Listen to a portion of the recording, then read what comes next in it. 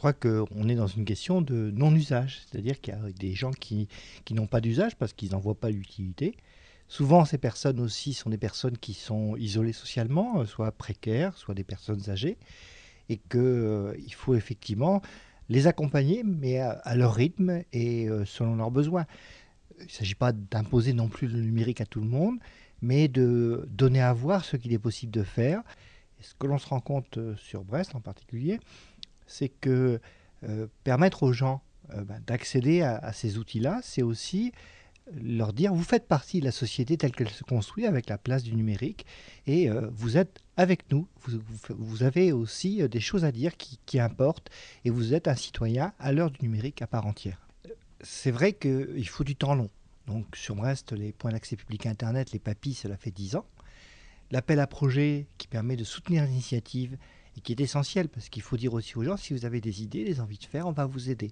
C'est maintenant 40 projets par an, au bout aussi de 8 ans, 9 ans. Et donc lorsqu'on dit aux gens, on va vous aider si vous voulez faire quelque chose, que ce soit un projet sur la mémoire, que ce soit une web radio avec des jeunes de quartier, et on s'aperçoit que beaucoup d'initiatives existent, ne demandent effectivement qu'à être accompagnées. Donc je pense qu'il faut effectivement aujourd'hui utiliser aussi le multimédia dans ces renversements de situation, dans des pédagogies nouvelles, dans lesquelles les jeunes qui sont plus à l'aise peuvent apprendre à des personnes plus âgées, qui elles-mêmes en retour peuvent leur donner autre chose. Donc voilà un petit exemple dans lequel effectivement le multimédia n'est plus une fin en soi.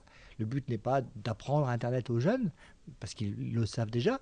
On leur donne la possibilité de s'exprimer, ils sont fiers de ce qu'ils ont fait, et peut-être qu'ils se projettent dans un avenir, alors que jusqu'à présent, on leur avait toujours barré la route. Lorsque je sais manier l'ordinateur, lorsque je sais envoyer un mail, recevoir une photo, eh bien, je fais partie du même monde que les autres.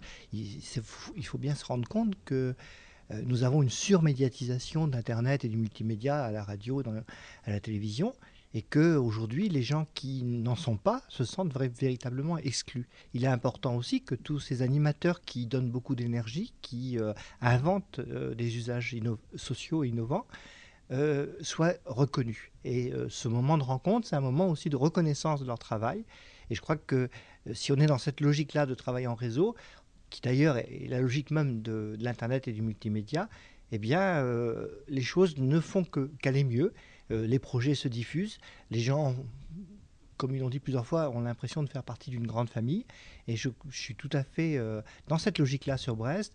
L'essentiel de ce qu'on a pu faire, c'est les dizaines d'ateliers de formation qui sont à la fois je dirais, l'acquisition de compétences, de savoir-faire, mais surtout la mise en relation où les gens se rencontrent et échangent entre eux.